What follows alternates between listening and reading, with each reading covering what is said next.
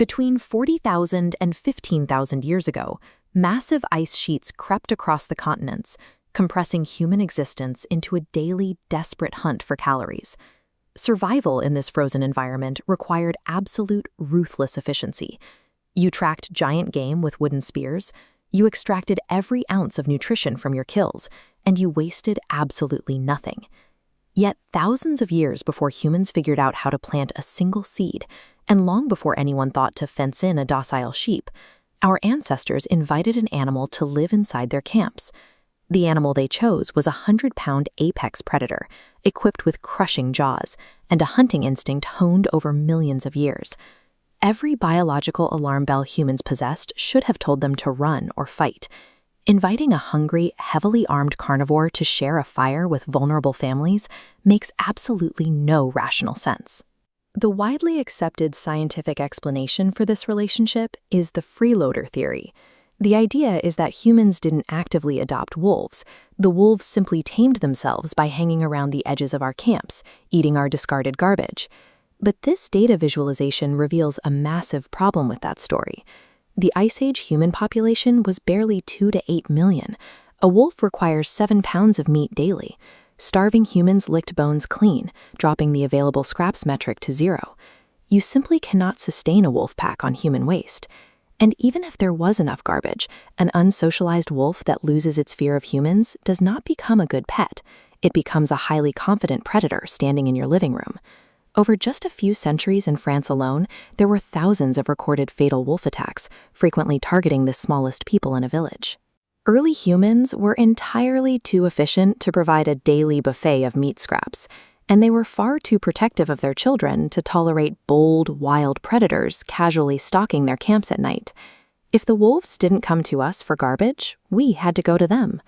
Ice Age hunters likely stumbled across dens, picked up the wild puppies, and carried them home.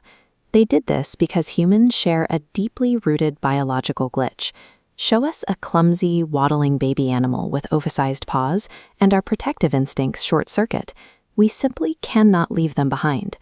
The harsh reality is that a wolf puppy is cute for about a week. Then it rapidly grows into an 80-pound destructive force operating within the incredibly tight confines of a Stone Age shelter. It ignores all personal space. It howls through the night, wrecking your crucial sleep cycles. It chews your wooden spears. Most infuriatingly, it claims the very meat you just spent days tracking through the snow as its own. You are actively feeding a growing predator out of your own scarce dinner during a global food shortage.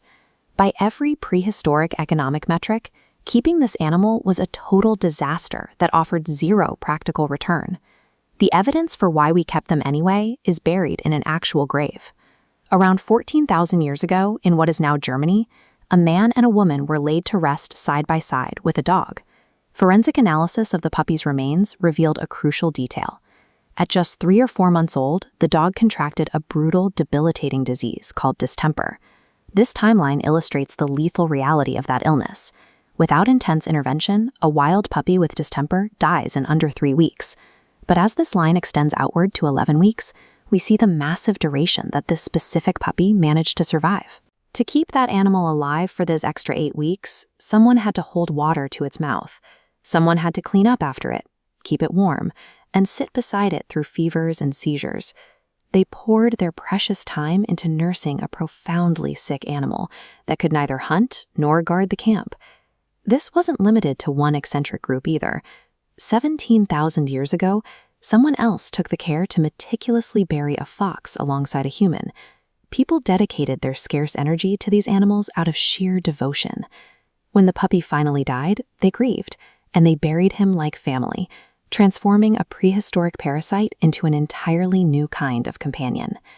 This emotional connection eventually altered the actual brain chemistry of both species. When a dog looks you in the eyes and you look back, both of your brains release a sudden flood of a bonding hormone.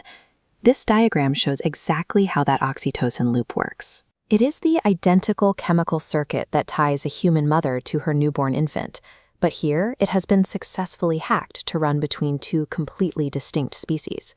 Scientists ran mathematical simulations to see how this affected the wolves over time.